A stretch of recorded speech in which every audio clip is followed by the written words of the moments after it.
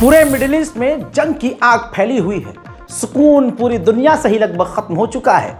ऐसे में यूएई समेत कई अरब देश इजराइल का साथ दे रहे हैं, जो ज़्यादातर लोगों को पसंद नहीं आ रहा है। अब आपको बता दूं कि सभी को पता है कि इजराइल और यूएई का नॉर्मलाइजेशन है।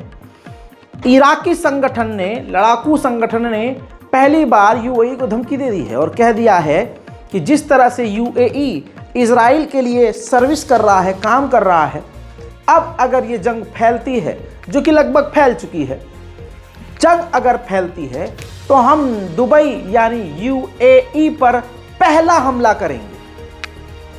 ये इराकी संगठन कह रहे हैं कि हम दुबई पर पहला हमला करेंगे, जो यूएई इजराइल का दिल है।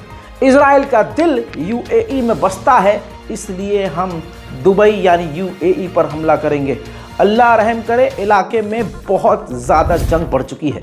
उधर मेरे दोस्तों, अमेरिका उन तमाम अरब देशों को हथियारों से भर रहा है, यानी एक तरह से रिश्वत दे रहा है, जो फिलिस्तीन और गज्जा के मुद्दे पर खामोश रहकर इजराइल का साथ दे रहे हैं। जैसे इजिप्ट को $740 मिलियन से ज़्यादा के स्ट्रिंगर मिसाइल प्रोवाइड करने का फैसला कर दिया है। हजरात, उधर यूएन की ऑफिशियल रिपोर्ट के अंदर कहा गया है कि आईआरजीसी ईरान जो है वो यमन के बाहर हिजबुल्लाह और हुथीस को जंग की ट्रेनिंग दे रहे हैं। उधर यमन के लड़ाकुओं ने लाल सागर में अमेरिका के युद्धपोत और कई हिस्सों पर हमले करने की कोशिश की है, लेकिन हमले नाकामयाब हुए हैं। अमेरिका ने उन तमाम यमनी हमलों को रोक दिया है। उधर बेल्जियम के प्रधानमंत्री ने भी यूएन के अंदर इजराइल को खरी खोटी सुनाई और कहा कि लगभग 15,000 से ज़्यादा बच्चों को नकली प्लास्टिक के हाथ पैरों की ज़रूरत है, क्योंकि वो अपने जिस्म के कई हिस्से खो चुके हैं। गाजा के अंदर 10,000 से ज़्यादा बच्चे विक्टिम है, मारे जा चुके हैं। क्या ये इंसानियत है इजराइल की? For every innocent life lost in Gaza and every discovery of a dead hostage, the prospect of future peace may seem more distant than ever. Today, Gaza lies in rubble. Over 15,000 people need prosthetics because of lost limbs. 10,000 of these victims are children. Where is human dignity in all of this? However, there is a way out. I'm convinced that it starts with the recognition of the right to exist of both Israel and Palestine based on the 1967 borders. We should all engage with Palestinian and Israeli leaders who recognize these rights and who oppose both anti-Semitism and anti-Palestinian feelings. Only then we can start articulating a viable pathway for a two-state solution. हजरात, उधर Gaza अब 100% गरीब हो चुका है। पूरा Gaza, ये report है जिसमें साफ क्लियर कह दिया गया है कि गाजा पूरी तरह से गरीब हो चुका है। वहीं इजरायली सेना को देखा जा रहा है कि गज्जा के मकानों को तोड़कर अपने धर्म के मुताबिक वो अपना पूजा पाठ वहां कर रहे हैं। जैसे एग्जाम्पल ये है।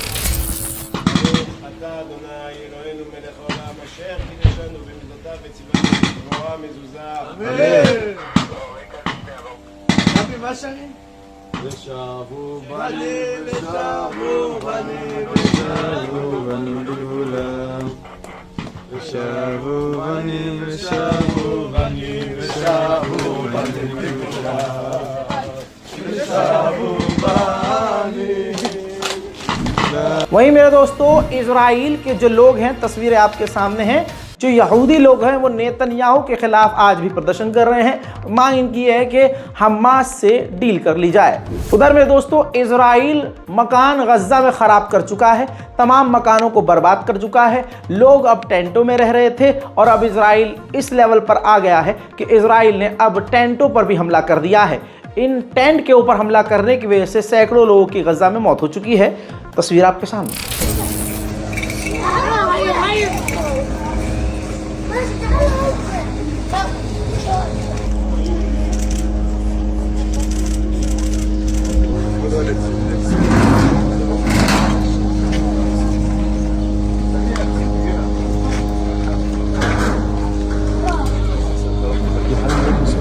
बरतानिया के विदेश मंत्री ने स्पेशली उस इजरायली नेता से मुलाकात की है। ये तस्वीर देख लीजिए जिस इजरायली नेता ने कहा था कि गाजा के अंदर गज्जा के लोगों को भूख से मरने देना चाहिए।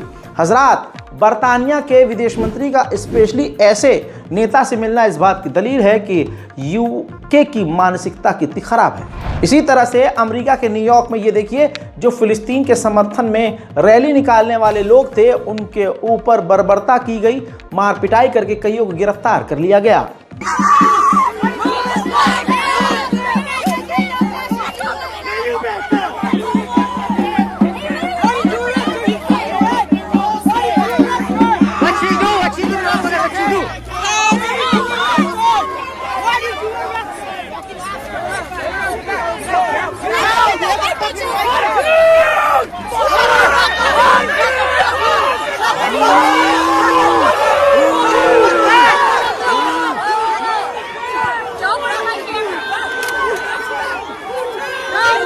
उधर हमास ने कहा है कि हमारा नुकसान तो बहुत हुआ है, लेकिन अब नई जनरेशन हमसे जुड़ रही है, हमास ज्वाइन कर रही है। वहीं मेरे दोस्तों, गाजा के कई इलाके बहुत खतरे में हैं। जैसे ये तस्वीर देखिए, कई मिसाइलें इजराइल की ऐसी हैं जो फटी नहीं हैं, लेकिन वो सही सलामत हैं, लेकिन खतरा ये है कि वो कभी भी फट सकती हैं। اخترق 4 طوابق بطون واستقر في هذه الغرفة في الطابق الأرضي. حتى كانت على هذا السرير كان موجود بنت ثانوية نايمة، وربنا كتب لها كمان عمره ما صار فيها إشي، وغادروا البيت كلهم نزحوا. إيش يا أبو الأمين؟ أكثر من 150 نازح، الله لطف فيهم. لو فجر الصاروخ كان أولى بحياة أكثر من نصف. الحمد لله على السلامة. الحمد لله على السلامة. हजरात, बात अब फिलिस्तीन की भी आ रही है तो फिलिस्तीन को भी दिखाई देता हूँ। फिलिस्तीन के अंदर का यह हाल देखिए, एम्बुलेंसेस के ऊपर भी इजराइल के हमले जारी हैं और पत्रकारों को भी इजराइल फिलिस्तीन में निशाना बना रहा है। यूएन के अंदर नाम्बिया के राष्ट्रपति ने साफ तौर से कह दिया है, तस्वीर आपके सामने है, साफ तौर से इन्होंने कहा कि नाम्बिया को यकीन है कि इजराइल गाजा के अंदर जेनोसाइड कर रहा है। उधर जर्मनी की राजधानी के मेयर ने साफ तौर से कहा कि जर्मनी पूरी तरह से इजराइल के साथ है। अंतर्राष्ट्रीय रेटिंग कंपनी ऑर्गेनाइजेशन मोडीज, जी हाँ, जो तमाम देशों को इकोनॉमिकल रेटिंग देती है कि किसकी इकोनॉमी ज़्यादा बेहतर है, उसने एक बार फिर से लगभग दूसरी बार इजराइल की रेटिंग गिरा दी है, जिसकी वजह से अंतर्राष्ट्रीय लेवल पर इजराइल को काफ़ी बड़ा झटका लग गया है। उधर मेरे दोस्तों, गाजा को इजराइल किस तरह से बर्बाद कर रहा है, किस तरह से पूरे इलाकों को सपाट कर रहा है, इजरायली गवर्नमेंट ने खुद इनकी तस्वीरों को जारी किया है। देखिए, תחנות ורטי נתן פרקות לזכר חברנו האהוב עמיחי אוסטר שנפל פה בעזה לפני כמעט 10 חודשים. עמיחי איתנו בלבבות, שומר עלינו, חברים שלו שפותנו, ממשיכים כל מה שהוא נתן בעבורנו. אנחנו מדגישים את הפיצוץ הזה גם לרפואת בגוף ובנפש כל הפצועים, חזרת כלל המחלקה חזרה אלינו. כאן קודקוד ברטינר, פטר שלי בעוד 10, 9, 8, 7, 6, 5, 4, 3, 2, 1.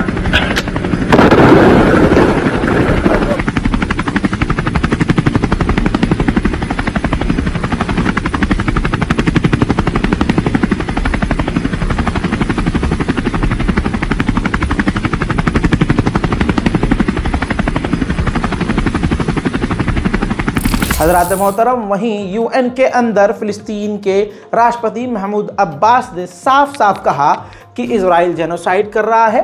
हम फिलिस्तीनी हैं, हम फिलिस्तीन में रहेंगे, हम अपनी ज़मीन नहीं छोड़ेंगे। ऑक्यूपायर्स लोगों को, जो सेटलर्स हैं, उन्हीं को हमारे इलाके को छोड़ना होगा।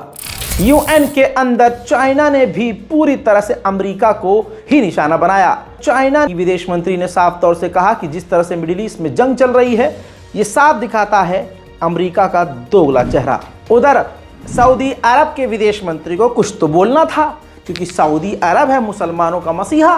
तो विदेश मंत्री जो है सऊदी अरब के हैं, उन्होंने कहा है कि हम अरब देशों के साथ और दूसरे देशों के साथ मिलकर एक अलायंस, एक ग्रुप बनाएंगे और फिलिस्तीन स्टेट की मांग करेंगे। ये तो वही वाली बात हो गई, 50 ग्रुप बने हुए हैं, एक ग्रुप और क्रिएट कर लो। वहीं इजराइल के एक पूर्व जनरल ने साफ कर दिया है कि अगर ये जंग 1 साल और चलती है तो इजराइल पूरी तरह से कोलैप्स हो जाएगा। AIPAC एक संगठन है यहूदियों का जो कि खूब पैसा खर्चा करता है इजराइल की गवर्नमेंट पर और सेटलमेंट करने के लिए। अमेरिका में इसके दफ्तर पर फिलिस्तीनी समर्थक घुसकर प्रदर्शन करने लगे।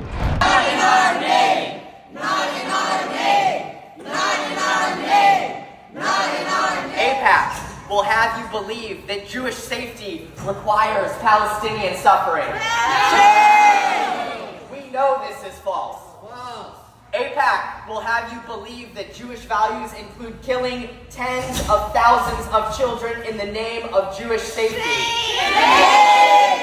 We know this is false.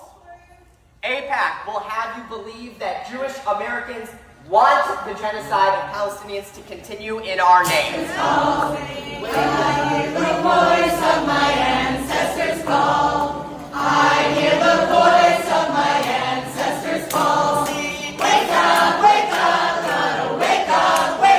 गजा के लोगों का कहना यह है कि हमारे कई इलाकों में जगह जगह पर इजराइल के जासूसी डिवाइस मिल रहे हैं। मेरे दोस्तों, हमास के नए जो लीडर हैं यहिया सिनवार लगभग 2 हफ्ते से वो हमास के ग्रुप से डिस्कनेक्ट हो चुके हैं। कांटेक्ट खत्म हो चुका है। दोनों के बीच, ग्रुप के बीच और लीडर के बीच बात नहीं हो पा रही है, लेकिन फिर भी इजराइल को यकीन है अभी भी कि यहिया सिनवार जिंदा है। वहीं अमेरिका ने रशिया पर इल्जाम लगाते हुए कहा कि रशिया हूथीज यमन के संगठन से बात कर रहा है उनको मिसाइलें देने के लिए। फ्रांस के राष्ट्रपति ने सही स्टैंड लिया। इमैनुअल मैक्रोन ने अमेरिका से कहा कि इजराइल पर प्रेशर बनाओ कि जल्दी से जल्दी लेबनान के साथ सीज फायर हो। लेबनान दूसरा गाजा नहीं बनना चाहिए। उधर UNRWA ने गजा का अपडेट देते हुए कहा है कि लगभग 6 लाख से ज़्यादा बच्चे ट्रॉमेटाइज हैं, भूखे हैं, दिमागी तौर से डिस्टर्ब हैं। हजरात, इजरायली ऑफिशियल्स का कहना है कि हमास के साथ जो बातचीत डील की हो रही थी वो ख़त्म हो चुकी है। यही बात मैंने आपको लगभग 3 महीने से बताई है कि ये जो भी डील की बातें चल रही है सब नौटंकी है, ताकि इजराइल को ज़्यादा से ज़्यादा गजा में नरसंहार करने का मौका मिले। मेरे दोस्तों, डोनाल्ड ट्रंप ने ईरान को लेकर जहर उगला है। डोनाल्ड ट्रंप का कहना यह है कि अगर अमेरिका के इलेक्शन में ईरान टांग अड़ाता है तो ईरान को टुकड़े टुकड़े करके मिटा देना चाहिए। वहीं अमेरिका ने ईरान और हिजबुल्लाह पर पाबंदियों को बढ़ा दिया है। इलाके में जो जंग फैल रही है और ईरान के खिलाफ प्रोपेगेंडा चल रहा है, चाइना ने साफ कहा कि हम हर तरह से ईरान के साथ हैं। वहीं ईरान के डिफेंस मिनिस्टर ने मांग की है कि तमाम मुस्लिम देश इजराइल के साथ अपने रिश्ते ख़त्म कर लें। अगर ऐसा करते हैं तो इजराइल खुद ही गजा और फिलिस्तीन पर हमले बंद कर देगा। कहने का सीधा मतलब यह है कि मिडिल ईस्ट पूरी तरह से सुलग रहा है। मेरे दोस्तों, इस रिपोर्ट को शेयर कीजिए। हमारे चैनल रज़ाग्राफी यानी को सब्सक्राइब जरूर कीजिए ताकि आपको तमाम अपडेट्स मिलते रहें। इस बारकोड का इस्तेमाल करके गाजा और फिलिस्तीन की मदद के लिए आप आगे आ सकते हैं, वरना पूरी दुनिया के मुसलमानों के लिए दुआ जरूर कीजिए। मैं हूं रज़ा और आप देख रहे हैं रज़ाग्राफी अनस्क्रिप्टेड। जय हिंद।